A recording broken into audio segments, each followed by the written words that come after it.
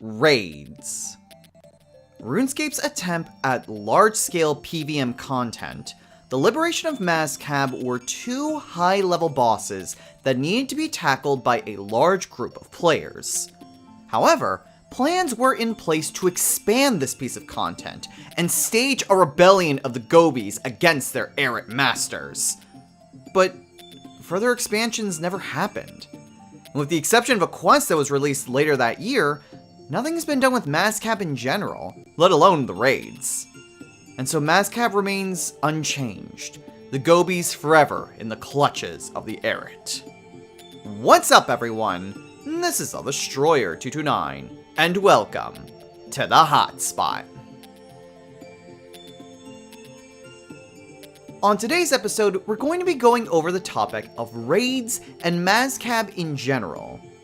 The Liberation of Mazcab can be considered the cornerstone of content on this planet, but it's going to need some TLC if we want this story to have a conclusion.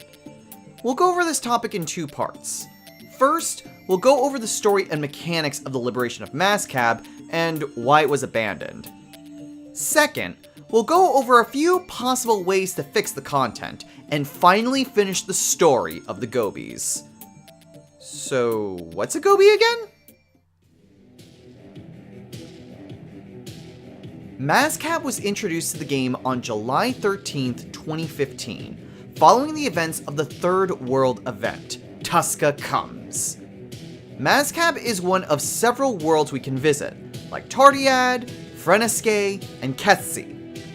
The story of Mazcab is that Tuska was drawn to the planet when its anima was leaking, and the planet was dying after one Gobi mage sought to control elemental magic. Tuska devoured most of the remaining anima, and left the errant to subjugate the remaining Gobi population.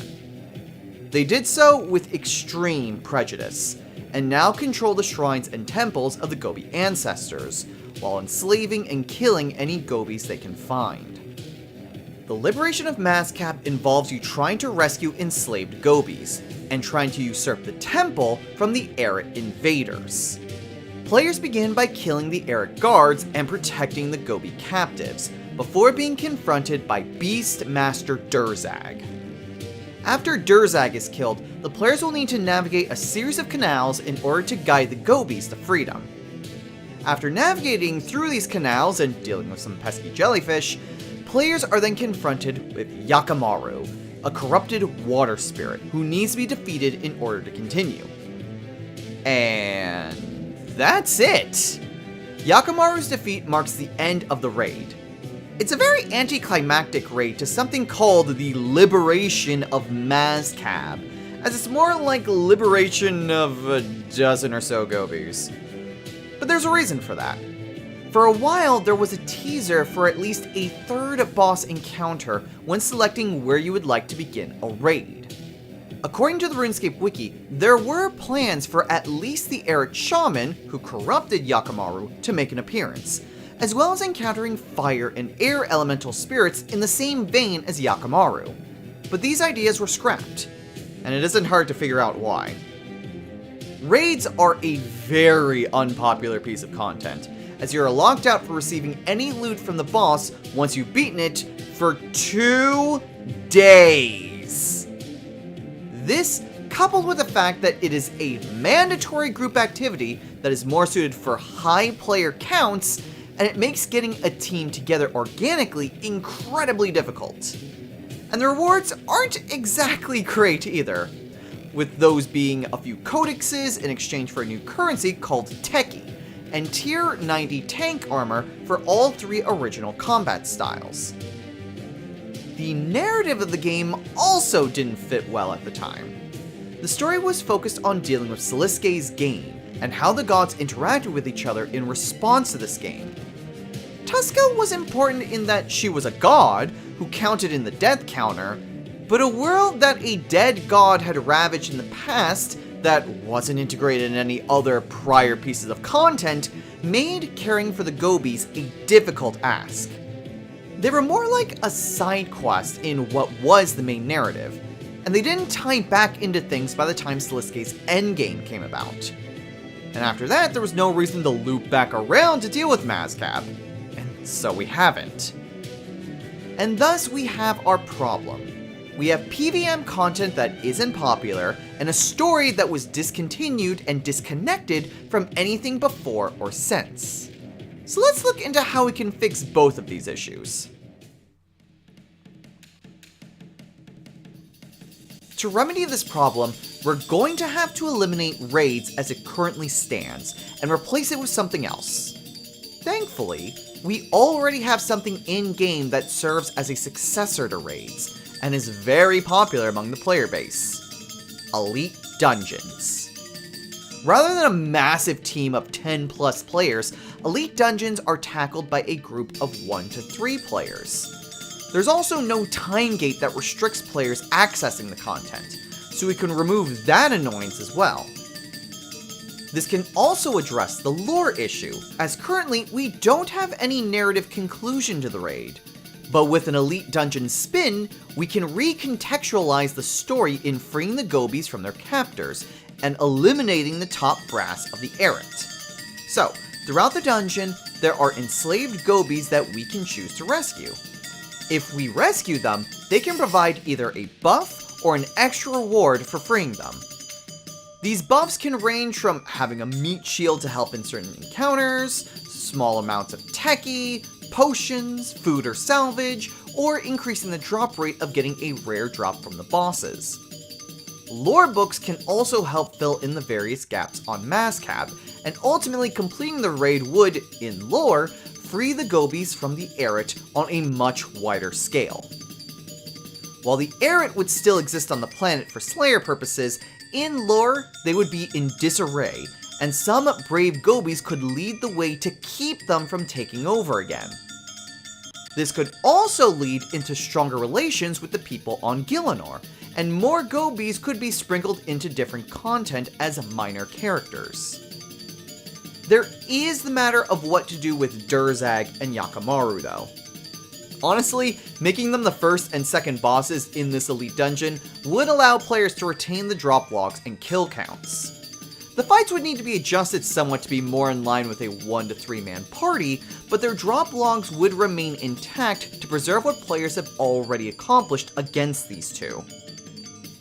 I'm not sure if there's a way to salvage all raids content, like say the jellyfish canals to make them work in an Elite Dungeon, so that part may need to be scrapped, or else incorporate it into Yakamaru's new fight somehow.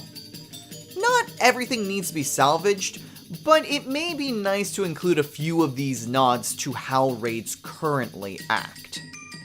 There is also the matter of who the final boss is in this encounter.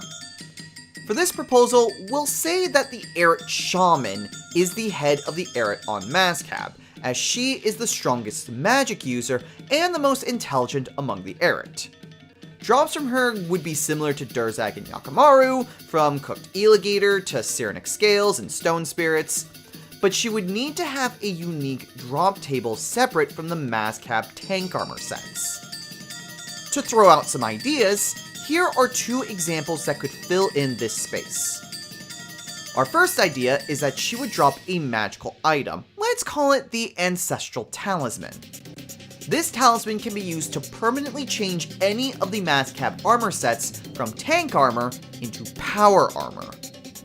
You would need the full set of armor in order to make this change, but once it's done, the effect is permanent and cannot be undone. The second idea is to have her drop a tier 90 Necromancy tank armor, which would have a set effect like, say, increasing the duration and power of your conjures by a set percentage per piece worn. This would keep in line with the other Mazcab sets, while offering an alternative for high-end Necromancy armor. Finally, there's the matter of mini-bosses and the regular mobs. There's lots of ideas that we can use to fill out both of these areas. There's obviously Eret that could serve as the primary antagonists, but other, smaller, corrupted elemental spirits can also fill in the ranks of enemies to kill. There could also be portals into other worlds, similar to the one on Tuska's back that have brought other races that work on behalf of the Eret. Demons from Infernus would be the easiest to throw in, but new monsters altogether could also be introduced this way. For mini-bosses, you would have the fire and air elementals that were scrapped, and possibly an earth elemental to round them all out. There would be some higher-ranked Arid, though not near the rank of Durzag or the Shaman. You could even throw in a Gobi trader, who would be able to fight with magic. And then there's the aforementioned monsters brought through these gates that could also potentially serve as mini-bosses. If this sounds like too much work for Jagex to really deal with, another path that we can go with this would be to go with the boss dungeon route. With the Sanctum of Rebirth, we have the option of just going through 3 boss fights for rewards. Taking on Durzag, Yakamaru, and then the Shaman consecutively could be another way to revamp the Liberation of Mazcab. The problem with this implementation is that it may lose the freeing the Gobies aspect, which is critical to the narrative side of the whole thing. Admittedly, boss dungeons are a pretty new concept for the game, so there could be some mechanic that incorporates saving Gobies as part of either the fights or the reward structure. The final aspect we should look at would be how we can tie this into current content. In recent years, Jagex has focused most of its content to tie into the current story season. From the Elder God Wars, to Fort 4 and 3, to the recently announced Desert finale, a lot of content revolves around these lore seasons, ranging from the Elder God Wars dungeon, to the Fort facilities, to the Sanctum of Rebirth, just to give a few examples. So, if we were to bring a Mazcab back into the spotlight, we would need some way of connecting it to a story season. That is easier said than done, since Jagex has wanted to take a step back from planetary and universe-ending threats and focus more on kingdom stories. Now, having said that, there may be ways of incorporating the Gobies into a similar narrative. The simplest would be to bring a new Gobi settlement that we would then need to protect, and through a few quests and escalations, we find ourselves back on Mazcab to rescue the Gobies. While it sounds easy enough, it could easily look like a poor attempt to shoehorn in some Gobi and Mazcab content, which would not be ideal. While this may not happen for several years, a different aspect we could do would be to create a sequel, in some way, to Curse of the Black Stone. So in this scenario, let's say that there are 3 threats from other worlds that are planning some sort of takeover on Gielinor, and it is up to us to stop each of these threats. For example, let's say that the 3 worlds we would be visiting would be Abina, Terragard, and Mazcab. The powers that are trying to invade Gielinor would also be able to repel divine sources, so it would be a way to introduce Armadil and Saradomin for a little bit, while also being able to explain why they can't deal with the problem themselves, and also finally being able to explore a small portion of these other worlds. This may be a little crazy, but this could also be a way to bring Zhao Tonk back into the story, if we really wanted this to be a sequel to Curse of the Black Stone in story, as well as quest structure.